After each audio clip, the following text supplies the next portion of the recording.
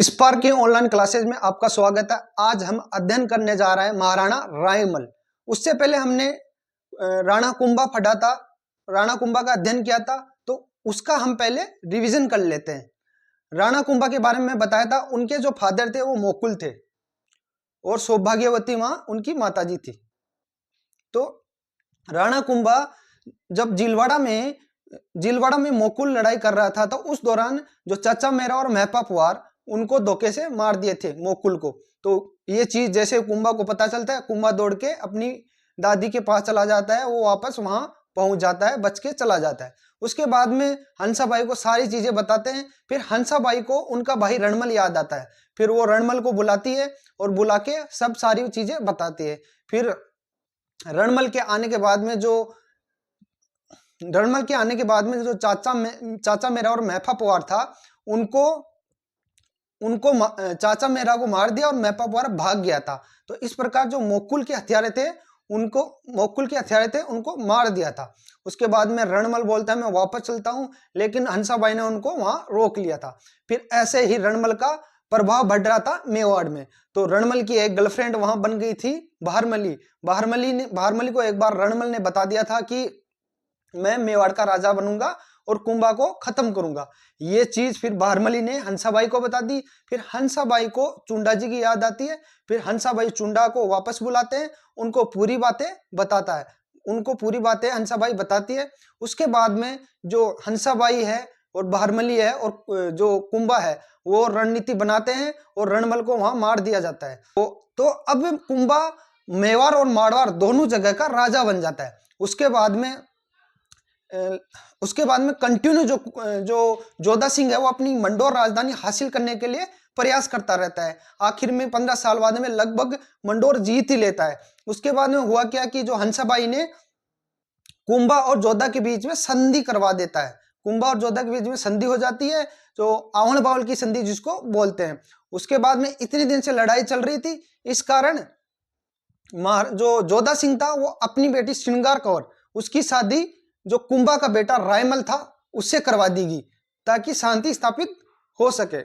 उसके बाद में सारंगपुर का युद्ध आ जाता है। सारंगपुर का युद्ध होता है वो इस कारण होता है, जो कुंभा महमूद खिलजी फर्स्ट के ऊपर अटैक करता है और उसको हरा देता है। कुंभा इसलिए अटैक करता है क्योंकि पहले मैं आपको बताया था कि महमूद खिलजी जो राणा कुंभा के फादर के हथियारे हैं उनको नहीं सौंप रहा था। इस कारण जो राणा कुंभा है इस कारण मोहम्मद खिलजी के ऊपर अटैक करता है और महमूद खिलजी को बुरी तरह से हराता है। उसके बाद में मैंने बताया कि जो कुंभा है जो नागौर के उत्तराधिकारी संघर्ष में भाग लेता है। पहले नागौर का राजा रहता है फिरोज खां, तो उसके बाद में फिरोज खां मर जाता है तो मुजाहिद खां राजा बन जाता है। मुजाहिद खां को कुंभा राजा बना देता है। उसके बाद में शम्स खां के साथ देता है कुंभा, फिर उसको बोलता है कि आप टैक्स देते रहना, लेकिन कुछ दिन टैक्स नहीं दिया। फिर जो शम्स खां है कहाँ चला जाता है, कुतुबुद्दीन शाह गुजरात के राजा के पास चला जाता है, वह अपनी बेटी की शादी उनसे कर देता है। उसके बाद में कुतुबुद्दीन शाह है वो किसके ऊपर अटैक करता है, राणा कुंभा के ऊपर अटैक करता है, लेकिन वो कुतुबुद्दीन शाह भी हार जाता है। उसके बाद में कुतुबुद्दीन शाह और महमूद खिलजी फर्स्ट दोनों मिलके आते हैं, उनको भी कुंभा बुरी तरह से हरा देता है। और जो चंपानेर की संधि होती है, जो कुतुबुद्दीन शाह और ये करते हैं महमूद खिलजी कुंभा को हराने के लिए, दोनों साथ मिलके आते हैं, फिर भी हार जाते हैं। चंपानेर की संधि हो गई। उसके बाद में ये बदनौर का युद्ध ये हो गया कि गुजरात का राजा कुतुबुद्दीन शाह और महमूद खिलजी आके कुंभा के ऊपर अटैक करते हैं, लेकिन जीत नहीं पाते हैं। उसके बाद में हमने पढ़ा कि सिरोही विजय जब गुजरात से जो कुतुबुद्दीन शाह आ रहा था, तो सिरोही का राजा किसके साथ दे दिया था, कुतुबुद्दीन शाह के साथ सेना भेज दिया था। तो ये चीज कुंभा को बाद में पता चलता है कि चाय नाश्ता सिरोही में कौन कराया, तो सिरोही का राजा कराया। फिर नरसिंह डोडिया को भेज के सिरोही को विजय हासिल कर लिया। उसके बाद में हम ये पॉलिटिकल अचीवमेंट हो गया था कुंभा का। उसके बाद में हमने सांस्कृतिक उपलब्धियां थी कुंभा की, वो हमने अध्ययन किया। सबसे पहले निर्माण कार्य पढ़ा, फिर उसमें हमने बताया कि कवि राजा श्यामलदास ने बताया कि 84 मेवाड़ के दुर्ग थे, उनमें से 32 किसने बनवाया, कुंभा ने बनवाया। उसके बाद में हमने बताया कि विजय स्तंभ इन्होंने बनाया जो सारंगपुर का युद्ध जीता था उसकी याद में। उसके बाद में हमने बताया कुंभलगढ़ बनवाया, और कुंभलगढ़ के बारे में बहुत सारी बातें बताया था। अबुल फजल ने बताया कि अगर कुंभलगढ़ को हम नीचे से ऊपर की तरफ देखते हैं तो आपकी पगड़ी गिर जाती है। फिर फिर हमने अचलगढ़ का किला बताया जिसका रिकंस्ट्रक्शन इन्होंने करवाया। फिर बसंतगढ़ का बताया, दोनों सिरोही में है। भोमट दुर्ग के बारे में बताया आपको। फिर उसके बाद में आपको बताया कि भोमट दुर्ग के बारे में बताया जो भीलों को कंट्रोल करने के लिए बनाया गया था। फिर मचान दुर्ग के बारे में बताया। उसके बाद में हमने जो मंदिर का निर्माण करवाया था वो बताया, मंदिर का निर्माण जो करवाया था वो बताया। उसमें पहला आ गया कुंभा स्वामी मंदिर, जो कहाँ बनवाया, चित्तौड़गढ़ में, कुंभलगढ़ में और अचलगढ़ में। फिर चित्तौड़गढ़ में मैंने बताया कि शांतिनाथ मंदिर, जिसको श्रृंगार चवरी का मंदिर भी बोलते हैं, उसका भी निर्माण करवाया। फिर उसके बाद में नेक्स्ट जो मंदिर बताया मैंने, कान्हा व्यास ने कुंभा के ऊपर पुस्तक लिखी जिसका नाम था एकलव महात्म्य। तो उसके बाद में कुंभा इसको पढ़ता है तो इसका जो फर्स्ट पार्ट कुंभा लिखता है कि जिसका फर्स्ट पार्ट रहता है राजवर्णन। उसके बाद में मैंने बताया कि जो तीर्थों के ऊपर पुस्तक लिखी कि रणकपुर का जैन मंदिर उन्होंने बनवाया। उसके बाद हम आगे इनके जो लिटरेचर पर आगे, साहित्य पे आगे, इन्होंने संगीत, ये संगीत प्रिय थे, इन्होंने काफी पुस्तकें लिखी। उनके बारे में मैंने बताया, संगीत सुधा, कामराज रतिसार, सुधा प्रबंध, संगीत राज, संगीत मीमांसा, सब पुस्तकें बताई। उसके बाद में मैंने बताया कि कामराज रतिसार के 7 भाग है और संगीत राज के 5 भाग है। 5 भाग के बारे में मैंने बताया कि पाट्य रत्न कोर्स, गीत रत्न कोर्स, वीणा रत्न कोर्स, नृत्य रत्न कोर्स और रस रत्न कोर्स, ये सब बताया। उसके बाद में इन्होंने टीका लिखी, उनके बारे में भी बताया कि गीत गोविंद का जयदेव का गीत गोविंद था, उसका टीका लिखा जिसका नाम रसक प्रिया था। सारंगधर की गीत रत्नाकर, जो सारंगधर की पुस्तक थी संगीत रत्नाकर, उसका भी टीका इन्होंने लिखा लेकिन उसका नाम नहीं दिया। बाण भट्ट की चंडी शतक लिखी, उसका भी नाम नहीं दिया लेकिन टीका लिखा। फिर आगे इनके जो दरबारी थे, कोर्ट स्कॉलर, दरबारी विद्वान, उनके ऊपर आ गए। कान्हा व्यास ने जो कुंभा था उसके ऊपर ही लिखा था। उसके बाद में मेहा जी के बारे में बताया। मेहा जी ने 120 तीर्थल स्थलों पे जो पुस्तक लिखी जिसका नाम तीर्थमाला था। उसके बाद में मैंने बताया कि मंडन के बारे में बताया कि जो कुंभलगढ़ को भी उन्होंने बनवाया था, तो इन्होंने भी पुस्तकें लिखी जैसे वास्तुसार, देवमूर्ति प्रकरण हो गई और राजवल्लभ हो गई, और कोदंड मंडन हो गई, प्रसाद मंडन हो गई, रूप मंडन हो गई। तो ये सब पुस्तकें मंडन ने लिखी। मंडन के बाद में इनका भाई था नाथा सिंह, उन्होंने भी वास्तु मंजरी लिखी। उसके बाद में जो मंडन का बेटा था, इन्होंने भी पुस्तकें लिखी जैसे कलानिधि हो गई, और कलानिधि हो गई, द्वार दीपिका हो गई, उदार दौरणी हो गई, और सार समूचे हो गए, ये सब हो गए। फिर नेक्स्ट जो दरबारी विद्वान, उसका रामाबाई का बताया मैंने, तो ये इनकी बहन थी, तो इनवर का परगना इनको दिया गया। उसके बाद में और दरबारी विद्वान के बारे में बताया, हीरानंद मुन्नी जो इनके गुरु थे, और सारंग व्यास इनके संगीत के गुरु थे। तीला भट्ट था, उसके बारे में बताया। सोमदेव सूरी, सोमसुंदर सूरी, जैसे कर, भुवन कीर्ति।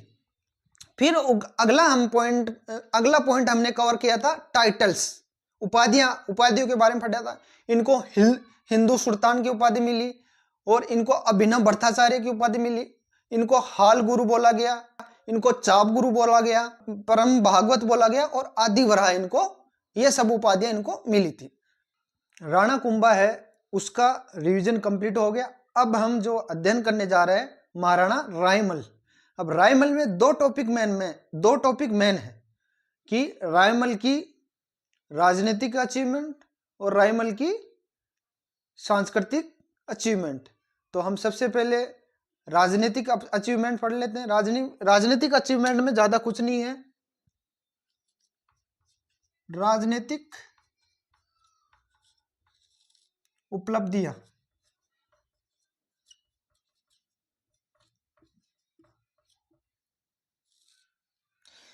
इसमें क्या होता है कि जो कुंभा का एक बेटा रहता है उदा सिंह, कुंभा का बेटा रहता है उदा, तो उद्दा क्या करता है कि कुंभा काफी दिन से राजा बना हुआ था, वो बुढ़ा भी हो गया था, तो उद्दा सिंह सोच रहा था कि मेरा नंबर कब आएगा। तो उद्दा ने एक दिन क्या किया कि एक दिन क्या हुआ कि जो कुंभा है, जो 5 फीट की वो थी मूर्ति थी एकलिंग जी की, वहां कुंभा बैठा बैठा जल चढ़ा रहा था। अब देख लो कुंभा कितना डाकी टाइप का आदमी था, तो जल चढ़ा रहा था, तो सामने से तो मार नहीं सकता उद्दा सिंह, सामने तो उद्दा मार नहीं सकता। तो उद्दा सिंह ने क्या किया, कुंभा के पीछे से आया और कुंभा को मार दिया। अब जो फादर का हथियारा है, जो एक फादर का हथियारा है, उसको जनता और सामंत कैसे स्वीकार कर सकती है। तो जनता और सामंत ने क्या किया कि रायमल को बुलाया। किसको बुलाया? रायमल को। रायमल को बुलाया और इसको रायमल और उद्दा दोनों के बीच में लड़ाई हुई, दोनों के बीच में आमना सामना हुआ। तो उद्दा सिंह भाग गया और राजा कौन? रायमल बन गया।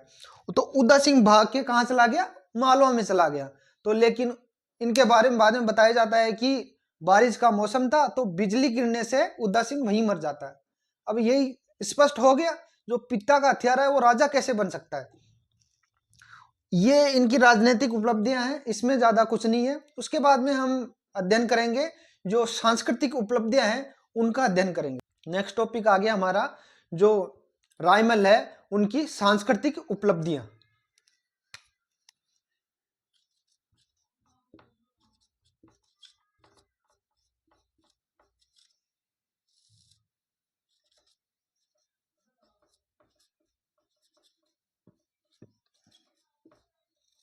हम सबसे पहले बताएंगे चित्तौड़ में इन्होंने अद्भुत जी का मंदिर बनवाया। अद्भुत, चित्तौड़ में इन्होंने अद्भुत जी का मंदिर बनवाया। फिर हम जब अद्भुत अद्भुत का नाम आ गया, तो कुछ लोग क्या, अद्भुत का किसी को नाम नहीं आता है, तो इनको कोई अद्भुत जी का नंबर, अद्भुत जी का नाम बोलने लगे। उसके बाद में इन्होंने, हाँ, अद्भुत जी का मंदिर और कोई भी है, मतलब अद्भुत जी का मंदिर इसलिए बोला गया, ये एकलिंग जी का मंदिर था, तो ये अद्भुत टाइप का था। इनकी मूर्ति थी, इनकी जो मूर्ति थी वो अद्भुत टाइप की थी, इसलिए इनको अद्भुत जी का मंदिर बोला गया। ये शिव का मंदिर था। किसका था? शिव का मंदिर। उसके बाद में हम देखेंगे कि अद्भुत जी का मंदिर और मतलब और मंदिर थे, उनको भी बोला गया, जिनमें एक आ गया समदेश्वर वाला। समदेश्वर वाले को भी अद्भुत जी का मंदिर बोला जाता है, उनका भी अद्भुत का आकार, इसलिए। दूसरा हमने देखा कि जो नागदा में जैन का शांतिनाथ मंदिर था, जैन का शांतिनाथ मंदिर था, उनको भी अद्भुत जी का मंदिर बोला जाता है। ये मैंने आपको बता दिया, समदेश्वर परमाणु का बनाया हुआ था, इसका कुंभा ने बनवाया था। ये आ गया महाराणा रायमल ने। उसके बाद में हमने देखा कि इन्होंने जो नागदा में कैलाशपुरी में जो एकलिंग जी का मंदिर था, उसका इन्होंने क्या किया, वर्तमान स्वरूप तैयार किया। एकलिंग जी का मंदिर का नागदा में जो था उसका वर्तमान स्वरूप तैयार किया। आपको मैं बताया था कि जो नागदा में एकलिंग जी का मंदिर किसने बनवाया? बप्पा रावल ने बनवाया। उसके बाद में जो इनका जो परकोटा था वो मोकुल ने बनवाया, और उसके बाद में जो एकलिंग जी का जो वर्तमान स्वरूप था वो किसने तैयार किया? महाराणा रायमल ने। ये इनकी सांस्कृतिक उपलब्धियां आ गई। उसके बाद में हमने पढ़ा कि इनकी जो सिस्टर थी रमाबाई, इन्होंने रमा स्वामी मंदिर तैयार करवाया। रमा स्वामी मंदिर किसने तैयार करवाया? जो इनकी बहन थी रमाबाई, उन्होंने रमा स्वामी मंदिर तैयार करवाया। कहां? जावर में करवाया। जो रमा स्वामी मंदिर का निर्माण रमाबाई ने कहां करवाया? जावर में कराया। मैं आपको पहले बताया था उनको जावर की परगना, जो जावर दिया गया था। तो उसके बाद में हम देखेंगे कि जो श्रृंगार कंवर थी, इनकी जो इन्होंने क्या करवाया? इन्होंने गोसुंडी, उदयपुर में एक जगह है श्रृंगार कंवर गोसुंडी, गोसुंडी में बावड़ी का निर्माण करवाया। बावड़ी आपको पहले मैं बताया था, ऐसा कुआं जिसमें सीढ़ियां लगी हुई हो नीचे तक। उसके बाद में हम जो नेक्स्ट पॉइंट, जो इसके बाद में हम नेक्स्ट पॉइंट पे आएंगे, गोसुंडी अभिलेख, उसका अध्ययन करेंगे।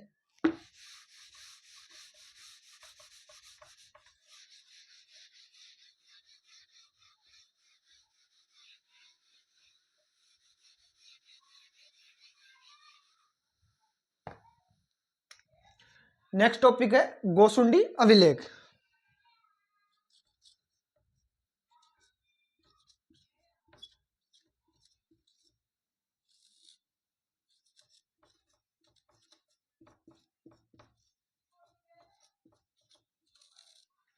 इसमें दो अभिलेख मिले, एक दूसरी शताब्दी पूर्व का,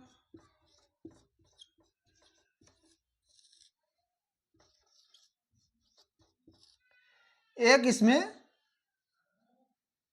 1504 का,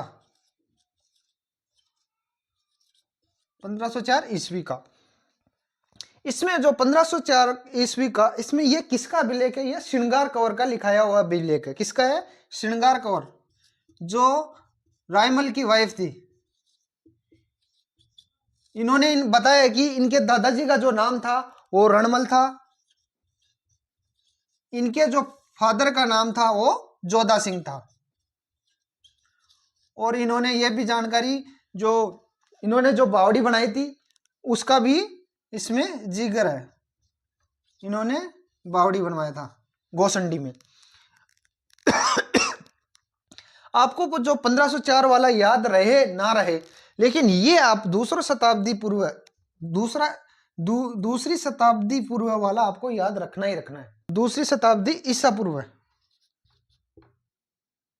ये आपको याद करना ही करना है। इसमें क्या है, एक गजवंश था, गजवंश का एक राजा था सर्वतात। तो उसने क्या करवाया? अश्वमेध यज्ञ करवाया। अश्वमेध यज्ञ को तो आपको पता ही होगा, महाभारत में आपने देखा होगा कि एक घोड़ा छोड़ दिया जाता है, जहां तक वो घोड़ा जाता है वहां तक उसका क्षेत्र हो जाता है, और जहां पे घोड़ा पकड़ा जाएगा उस शख्स के साथ, उस आदमी के साथ राजा को युद्ध करना पड़ेगा। तो इसके बारे में हमें पता चलता है कि गजवंश का एक राजा था सर्वतात।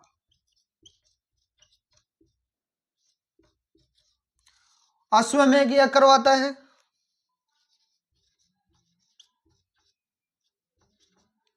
अश्वमेध करवाता है, और उसमें स्पष्ट बताया गया कि जो उसको मिटा देते हैं,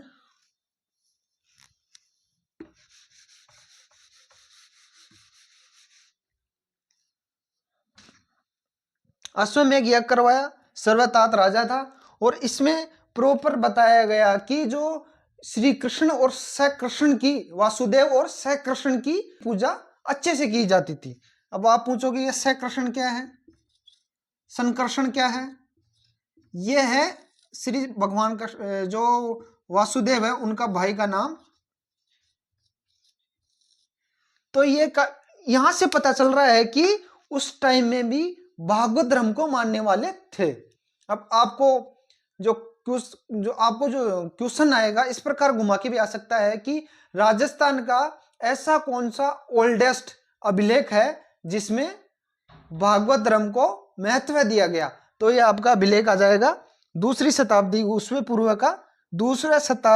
ईसा पूर्व का गोसंडी अभिलेख। तो यहां पे क्या, या आपको क्वेश्चन इस प्रकार भी पूछ सकते हैं कि भागवत धर्म की जानकारी देने वाला राजस्थान का सबसे ओल्डेस्ट अभिलेख कौन सा है? तो हम बता सकते हैं दूसरी शताब्दी ईसा पूर्व का गोसंडी अभिलेख में ये सब चीजें हमें पता चला। उसके बाद में ये कंप्लीट हो गया। उसके बाद में हम पढ़ते हैं इनके बेटा थे, उनके बारे में थोड़ा एक बार देख लेते हैं।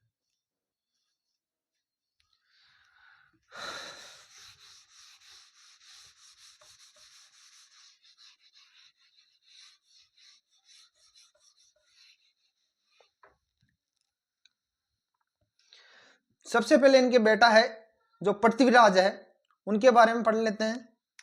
पृथ्वीराज है,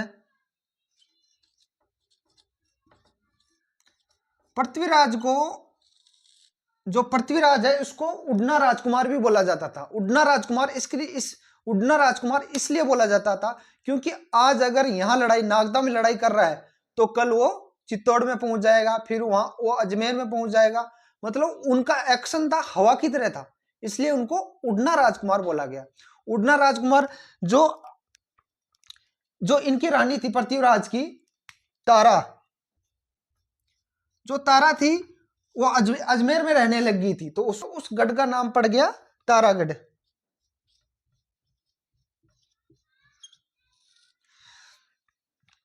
फिर पृथ्वीराज के बारे में बताया जाता है कि इनकी एक बहन है आनंदाबाई। आनंदाबाई एक बार मैसेज करवाती है कि भैया आपके जो जवाई है हमें बहुत परेशान करते हैं, एक बार वहां आओ आप और इनको समझाओ।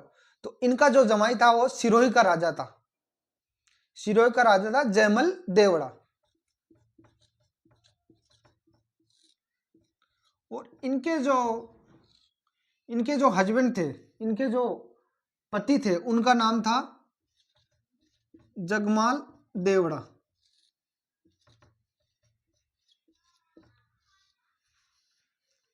तो जब पृथ्वीराज को आनंदाबाई, ये कहा सिरोही का राजा था, पृथ्वीराज को जब आनंदाबाई बुलाती है, इनकी बहन बुलाती है कि इस प्रकार आपके जो जवाई सा है हमें बहुत परेशान करता है, तो पृथ्वीराज वहां जाता है, जो जगमाल देवड़ा है उनको समझाते हैं कि आप ऐसा नहीं करना। बोला ठीक है, जगमाल देवड़ा बोला ठीक है साहब गलती हो गई, ऐसे ऐसे करके। अब वो पृथ्वीराज था उनको समझा के जा ही रहा था, तब तक ये जगमाल देवड़ा बोलता है कि आप नाश्ता पानी तो करते जाओ।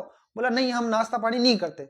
फिर जगमाल देवड़ा क्या करता है कि जो लड्डू बना के रखता है उनमें जहर मिला के पृथ्वीराज को दे देता है कि आपकी बहन बहुत अच्छे लड्डू बनाती है। तो पृथ्वीराज बोलता है कि ये कब से बनाने लगी, हमारे वहां घर तो बनाती नहीं थी।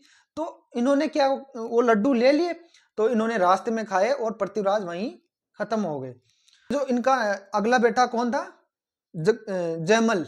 जयमल की हम बात करेंगे।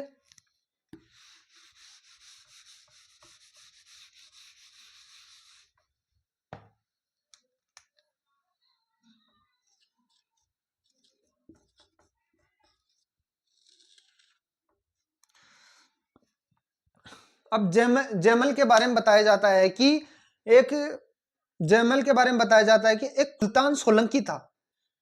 जयमल के बारे में बताया जाता है कि एक टोडा जगह है टोंक में, कहाँ है, टोंक में ये जगह, वहां का एक राजा था सुल्तान सोलंकी।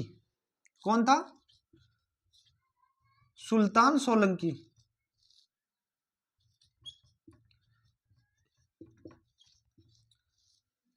टोडा का राजा सुल्तान सोलंकी था। एक बार क्या हुआ कि जो लल्ला खा पठान क्या हुआ कि टोडा के ऊपर अटैक कर देता है और टोडा सुल्तान सोलंकी से छीन लेता है। कौन छीन लेता है, लल्ला खा पठान। लल्ला खा पठान क्या छीन लेता है, टोडा। उसका राजा कौन था, सुल्तान सोलंकी। तो ये सुल्तान सोलंकी शरण लेने के लिए किसके पास आता है, इनके पास आ जाता है। कहां, कुंभा के पास आ जाता है। तो होता क्या है कि सुल्तान सोलंकी आने के बाद में बोलता है कि इनके एक जवान बेटी थी, इनके एक पुत्री थी। वो बोलता है कि मेरी पुत्री का विवाह है मैं उसी शख्स से करूंगा जो मेरा टोडा वापस छीन के मेरे को सौंप देगा। तो जयमल है, अब जयमल की बात आ गई। जयमल बोलता है कि मैं आपका टोडा छीन के दूंगा, टोंक का टोडा आपको वापस करवाऊंगा। तो बोला ठीक है, तेरे साथ सगाई फिक्स है। तो जयमल के साथ में जो इनकी राजकुमारी होती है उनकी सगाई फिक्स कर दी जाती है। तो एक बार ऐसे ही बारिश का मौसम था, तो उनका दोस्त आके उनको भर देता है। बोला यार तुम तो राजा के बेटा हो, व्हाट्सएप पे फेसबुक पे तो भाभी से तो बात होती होगी। बोला नहीं यार, कहाँ बात होती है। बोला तुम मूर्ख हो, एक राजा का बेटा होके, जबकि आपकी आधी शादी तो हो चुकी, आप क्यों ना जाके बात कर लेते हो, आप क्यों ना जाके बात क्यों नहीं करते। तो ये जयमल है सुल्तान सोलंकी के पास जाता है कि मेरे को तारा जो मेरे को मेरा आधा विवाह हो गया, तो मैं आपकी राजकुमारी से बात करना चाहता हूँ। तो सुल्तान सोलंकी मना कर देता है, लेकिन फिर वापस बोलता है कि आप अपने जवाई से इस प्रकार बात नहीं कर सकते। तो उसके बाद में ये आपस में जोर जबरदस्ती करते हैं। उसके बाद में जो सुल्तान सोलंकी है वो सुल्तान सोलंकी जयमल को वहां मार देता है। जब ये चीज, ये बातें जब कुंभा को पता चलता है तो कुंभा बोलता है, बोला ठीक है, बेल लखना बेटा था, जब ऐसा काम करेगा तो मारा ही जाएगा। तो सुल्तान सोलंकी का कुंभा ने कुछ नहीं बिगाड़ा, कुछ नहीं बोला। अब हम जो नेक्स्ट इनका पुत्र है, अब हम नेक्स्ट जो रायमल का नेक्स्ट अगला बेटा है सांगा, राणा सांगा के बारे में अध्ययन करेंगे।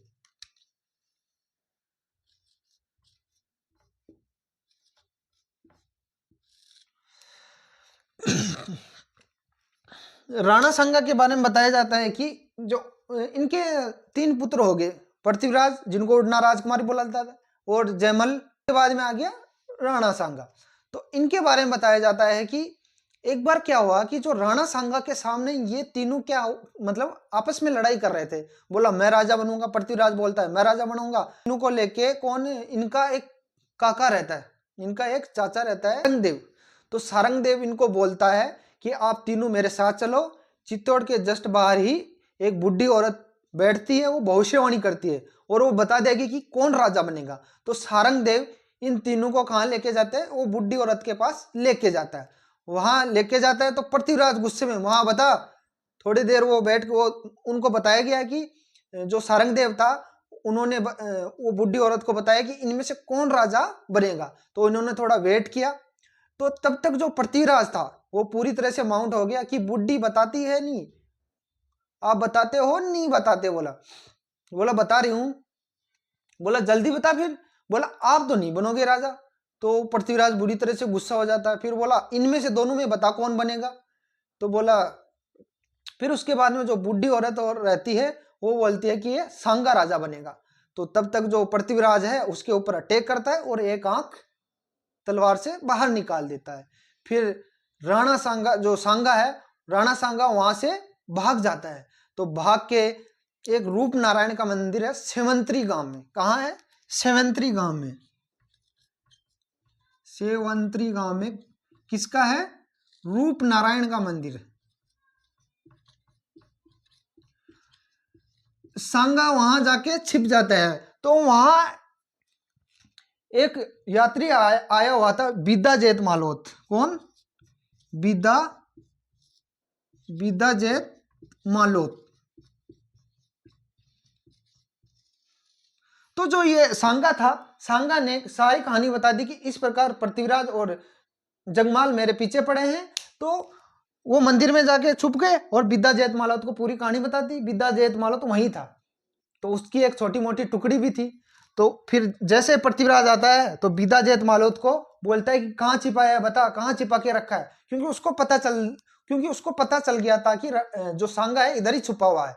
तो उसके बाद में क्या होता है कि बिदा जेत मालोत जो सांगा को वहां से भगा देता है और बिदा जेत मालोत वहां जो पृथ्वीराज था उससे लड़ता हुआ मर जाता है, वहां पे शहीद हो जाता है। उसके बाद में जो राणा सांगा है वो श्रीनगर में चला जाता है। कहां पे? श्रीनगर में जाके छुप जाता है। अजमेर में श्रीनगर जगह है, वहां पे छुप जाता है कि करमचंद पवार के पास में जाके छिप जाता है राणा सांगा। फिर उसके बाद में पता चलता है इनको कि जो इनके जवाई थे, सिरोही के राजा जो इनके जवाई थे, इनको जहर देके पृथ्वीराज को मार दिया। और तो उसके बाद में जो सांगा है वो अपने राज्य, भाई अब तो मैं राजा बन ही जाऊंगा। तो जो सांगा छिपा हुआ था करमचंद पवार के पास में, अजमेर के श्रीनगर जगह पे छिपा हुआ था, वो वहां से वापस आ जाता है। आज का चैप्टर यहीं क्लोज होता है।